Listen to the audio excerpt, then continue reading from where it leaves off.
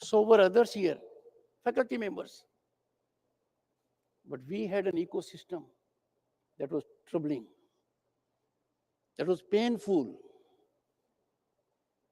We were having a difficult terrain. We did not see light at the end of the tunnel. You are very fortunate.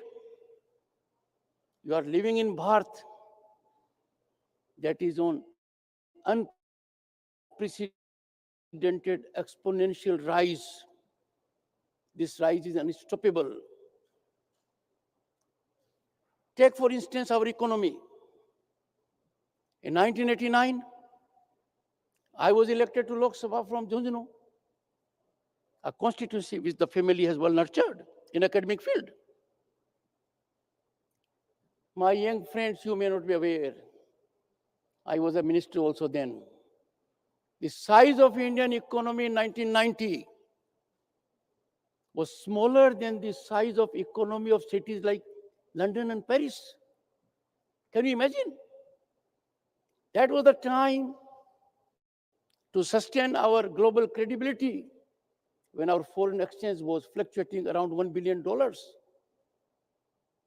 Our gold in physical form had to be taken, to be placed in 2 Swiss banks. And where are we now? Unbelievable, spectacular progress has taken place. During your school days, just a decade ago, India was counted globally as part of fragile 5 economies.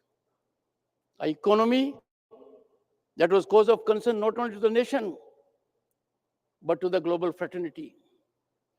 Just in a decade, facing headwinds, negotiating difficult terrain, coming out of mood of despondency, India has emerged as the 5th largest global economy. We are ahead of Canada, Brazil, UK, and France. Friends, in next 2-3 years, our Bharat, home to 1/6 of humanity, the mother and oldest democracy on the planet, civilization ethos of more than 5,000 years, would be number 3 global economy ahead of Japan and Germany. This is the ecosystem you will be facing outside. Friends, all these developments were unthinkable when I was young. All these developments I could not even dream of. I could not aspire. For you, this ecosystem is ground reality. Friends, I had indicated I'll be saying how this institute has to change, keeping in the need of times. Disruptive technologies, we have to live with them. They have become part of life, part of your office space where you will be going in corporates or having your own startups. Artificial intelligence, Internet of Things, machine learning, blockchain, and the kind. They offer challenges, they offer opportunities. It is expected of you to be abreast of the latest technology, employed for national gain. And you'll be surprised pleasantly that India is amongst few countries in single digit that are focusing on quantum computing, with already an allocation to the Commission of 6,000 crores. For people like you who will be going to corporates, be part of management, the green hydrogen mission with allocation of 19,000 crores is already in place. It has potential, my young friends, by 2030 to generate employment of 6 lakh people with investment of 8 lakh crores. You have to be the real players in game. Let me come to 6G. People of my generation think 5G and 6G is part of using a mobile phone. But you know it. It's a great commercial activity, a great potential. India is among few countries that will be taking on commercial utilization of 6G from 2025 to 2030 phase 2. Friends, this is a big change. And you have all the possibility, potential to exploit it for your gain, for gain of your family, your friends, society, and the nation at large. It's a big change. The second big change, a transformational welcome change, equality before law. There was a time people thought we are above law. We are beyond the reach of law. We are not accountable to law. Just imagine how painful it will be for young minds. And in a democracy where they are living, they are breathing, right to equality is eluding them. Now, those who thought they are privileged pedigree, those who thought they are beyond the reach of law, the long arm of law is around their neck. It's a ground reality. That's your greatest benefit, that you have equal rights, equal accountability. Earlier, you had equal rights in measure, but there were others who could steal mileage over you. No longer patronage, nepotism, favoritism can be password for a contract opportunity or a job. Meritocracy alone prevails. Transparency and accountability are the new norms.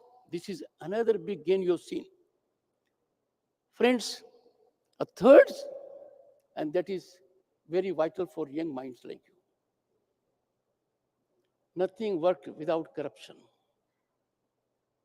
Power corridors were infested by liaison agents, power brokers. There was extra legal leveraging of decision making. But now those power corridors have been sanitized. There is zero accommodation for corruption. And this goes to the advantage of nationalist people, people who have love for their job, for their country. There is nothing now that you will carry around your waist as dead weight while swimming in the larger domain after you have graduated from here. There is an ecosystem in place, and that system allows you to fully exploit your talent and potential, realize your dreams and aspirations. I'm sure you will avail of the opportunity. Friends, there is manifestation of big policy changes, affirmative governance that gives us a feel-good factor.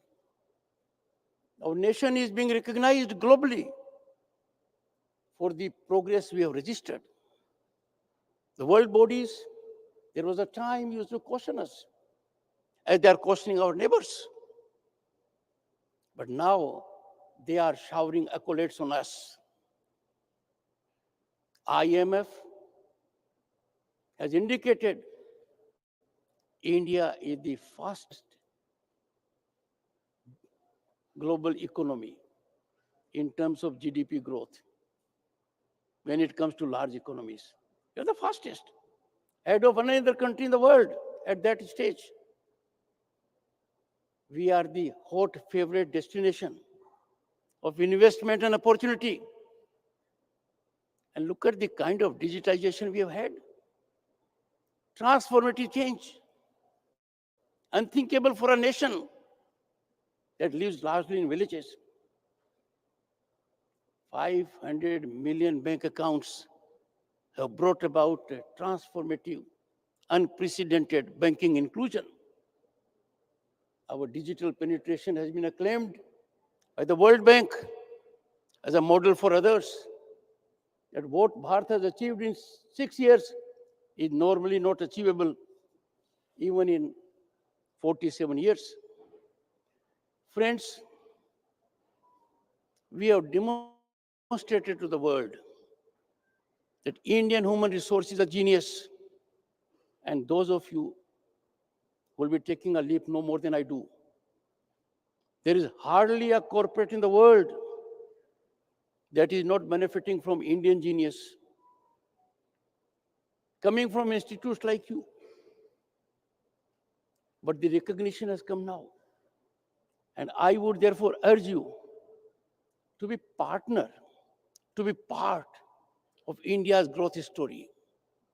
Our economy is heading north. And I have no doubt this trajectory will be sustained by people like you, boys and girls. The world has come to know India's presidency of G20. We gave to the world a message of peace, harmony, cultural depth. Look at the motto of G20 we had: one earth, one family, one future. Reflecting what is there in our scriptures, Vasudev Kutumbakam. Friends, when a rise like this happens, our success is not digestible in certain quarters. They exist within the country and without. As young minds, you have to be extremely alert. You are discerning minds. Your stakeholder in governance is more than anyone else, given your age profile. And therefore, when you see anti-India narratives, when there is an effort, a mischievous one, to denigrate our institutions, to tend to tarnish our image, our silence is no longer desirable. If young minds, impressionable minds, do not act at the moment, their inaction and silence will resonate in your ears in times to come. I have no doubt India is on the rise primarily because of its youth dividend, because of the people like you who are skilled, trained to contribute to the growth trajectory in any manner you feel appropriate. Friends, we all are part of marathon march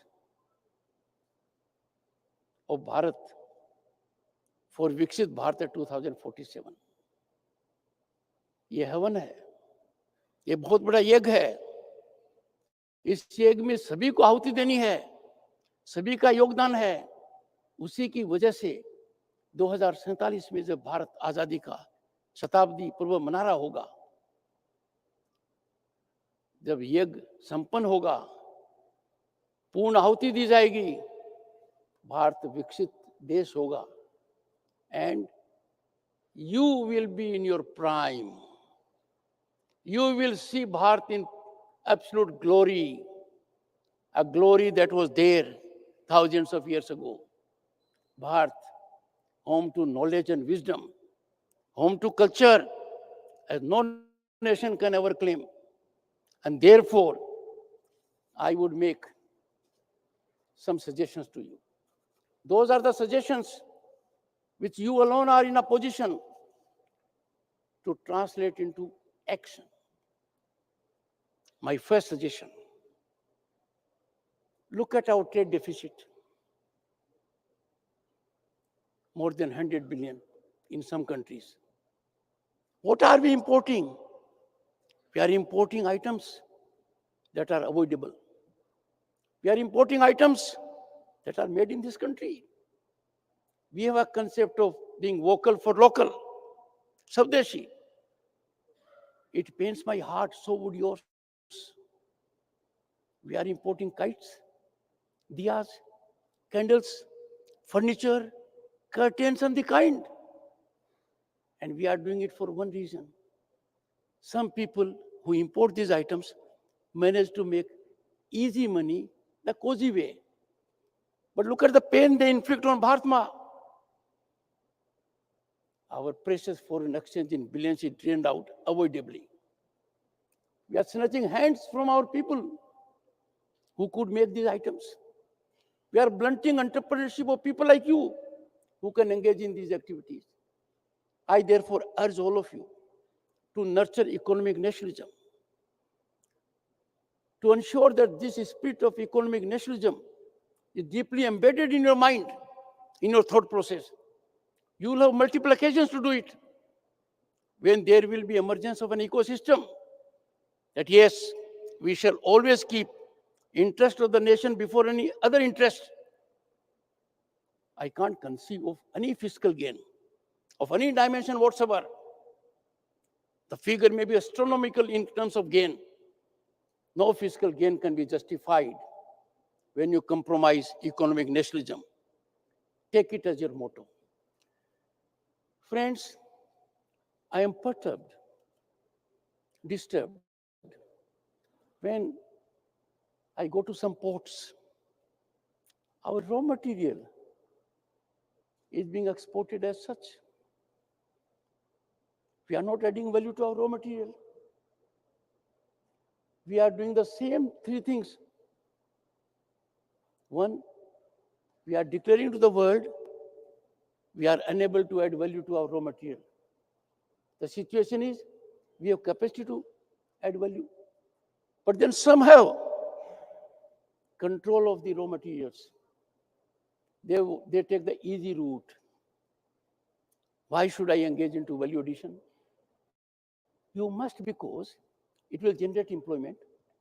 It will generate entrepreneurship. For the same reason, I urge you, appeal to you, to kindly promote value addition in the country. The value addition must be effective. And that, I am sure, will have deep impact on our economy. Friends, you are at a time when you will step out of the country, your passport will speak for yourself. In the global community of nations, people will confer with you because you are an Indian. They will try to find out from you what opportunities they can have this country. A situation which people of my generation could never even imagine. Friends, when you are living in such a Bharat, you need to put your very best. You have the capacity, you have the opportunity, and the challenge. This is the time for you all to be vigilant, effective partner of Marathon March of Viksit Bharat 2047. And let me tell you, my young friends, never have tension, never have stress, never fear failure. If Chandrayaan 2 was not there, Chandrayaan 3 would not have made history. Chandrayaan 2 was not failure, it was major success, but not 100%. So every failure is a stepping stone to success. Historically, heavens have never fallen. Why fear them now? Why would they fall for you? And there is never the last opportunity. Because if I may be allowed to quote one of the Greek philosophers, pre-Socrates philosophers, Heraclitus, he said, the only change, the only thing constant in life is change. He further reflected, the same person cannot step into the same river twice, because neither the person will be the same, nor the river will be the same. So you have before you new vistas of opportunities. You have to grab them, and I have no doubt you will make your family, your faculty, your friends, and the nation proud.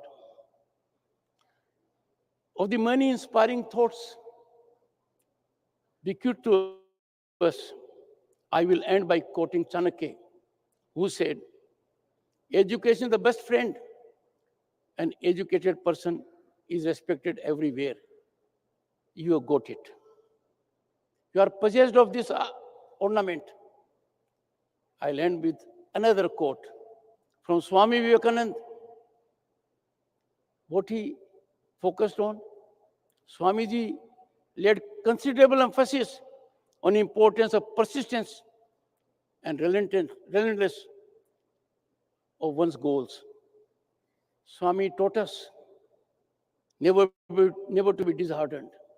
And all this was captured in what he said, I quote, arise, awake, and stop, not till the goal is reached, unquote. Ma'am, I'm grateful for the opportunity you have made available to me. I'm particularly grateful that there is on the dais the next generation who will ably take your baton also. And that will see a big change in the entire working of this institute. That has an excellent principal, director, an illustrious board of governors. My best wishes and good luck to all of you. In this, please don't forget my invite. You are welcome to visit new building of Parliament as my guest, and you all shall be taken around. Thank you so much. I'm grateful.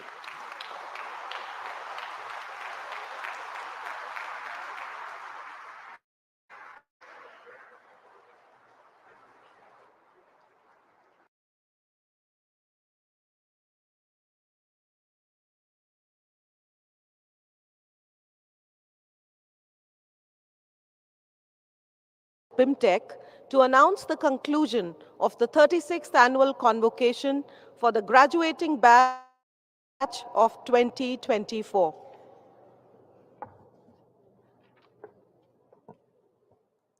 I declare the 36th annual convocation of BIMTECH concluded.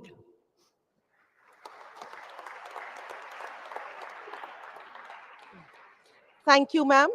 We end the 36th Convocation Day with heartiest congratulations and best wishes to all the graduates. May I now request all present to rise for the national anthem.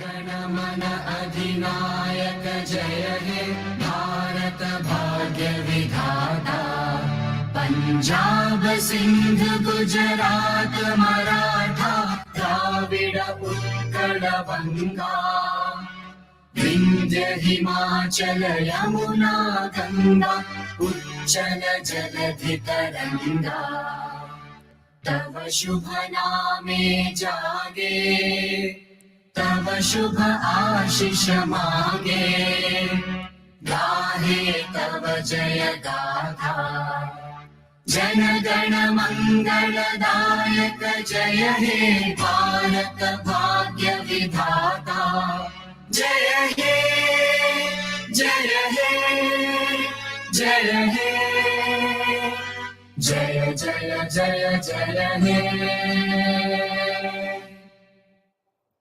Thank you so much. Please note that the academic procession will now be leaving the venue. All the students, parents, and guests present here are requested to remain standing until the academic procession leaves the venue.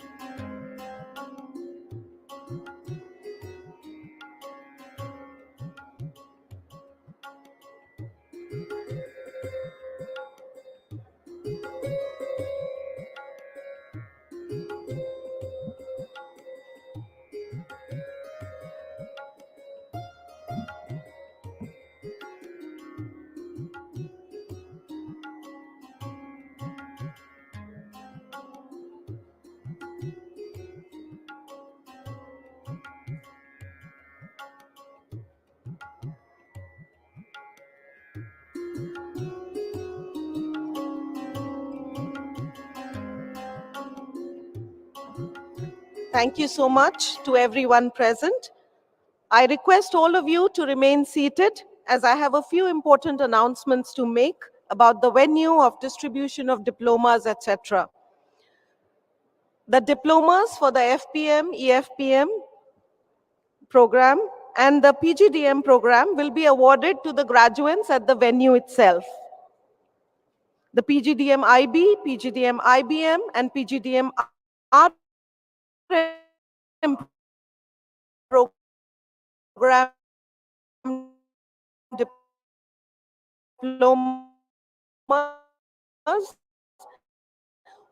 will be awarded at the BIMTECH campus in the designated program class. All present here have to wait for 5 minutes before you can move outside. So I request all members of the audience to please remain seated for 5 minutes. We will have to wait till the chief guest convoy leaves the venue. So please request you all to remain seated. All diploma awardees, members of the faculty and staff, and guests are cordially invited for the convocation dinner from 8:30 p.m. onwards in the Annapurna Mess Dining Hall at BIMTECH main campus. I welcome everyone to snacks after 5 minutes. There are counters set up outside this hall.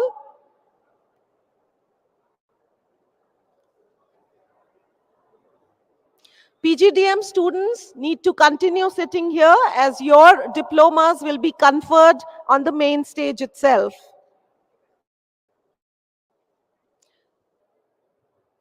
I request all guests and students to please wait for 5 minutes before leaving this hall.